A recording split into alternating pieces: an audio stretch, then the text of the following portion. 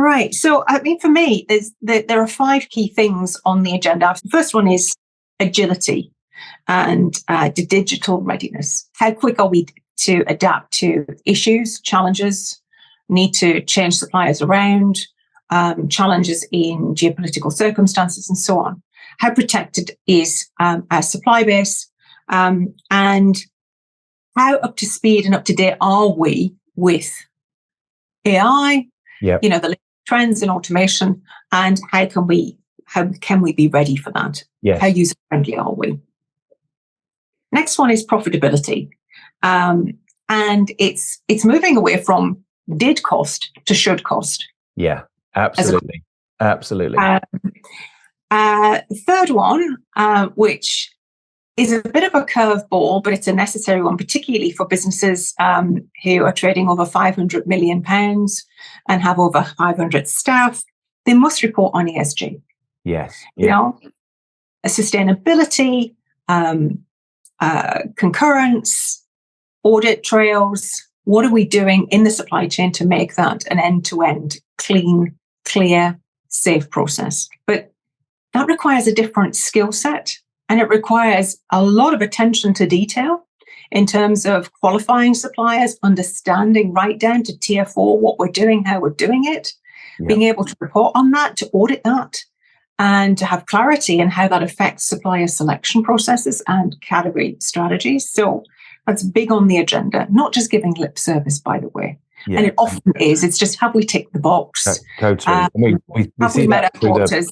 The research that's coming out of the procurement initiative is backing that up completely. That it's still top of the agenda. It's still being discussed, but then you've got this gap between what's being talked about and really what's happening, and that gap's got to be bridged, and a procurement function's got to step into that and provide that. Firstly, the compliance aspect, as you said there, the ESG reporting, and then there's actually the impact of it. How do we build that into our selection criteria? How do we build it into our supplier management? How do we begin to compete based on that requirement? Exactly, and more importantly, what does that cost us over and above the basic workload of tendering, contract management, supplier relationship management, market analyses, stakeholder and supplier communications, and so on and so forth. So it's an extra, very important piece of work that requires slightly different skill sets to that which we normally attribute to procurement and supply chain. And segregating that out and attributing return on investment for that is quite an important thing to, a bit of work to do in order to put the focus light on and say, yes, it must be done. Why must it be done? And why? What does it reveal? What does it give us? Fourth one on the agenda was risk reduction. So I often get this conversation at board level that says, look, we don't want to understand the rear view mirror of what's happened, albeit that's important. So who are our key suppliers? How did they perform? How much are they at risk? What's their solvency status? Have we got the right partners? What are we doing about critical suppliers? Are we finding alternatives? And so alternative sources of supply, but actually reducing the risk within the supply chains and making sure we have adequate sources for demand for the foreseeable future, and being able to, with agility, move into a different direction if need be. And there's a lot of bounce back from the pandemic of, are we ready? Are we proactive? So boards are saying, hang on a minute, I want the front view, forward-looking, proactive, predictive view of each, the top 20, for example, and the critical suppliers. And more importantly, when it comes to partnering and collaboration and so on, with a vital few, they're as important to us as what our staff are, our employees.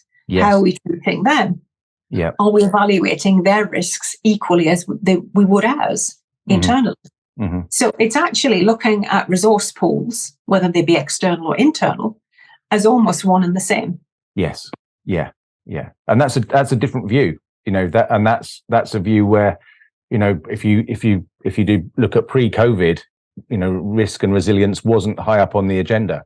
And of course, it's, lockdown, and the instability of supply chains has suddenly brought that onto the agenda. And I don't know, what's your thoughts there of procurement functions just got used to managing the instability and the inflation, or do we have to do more now?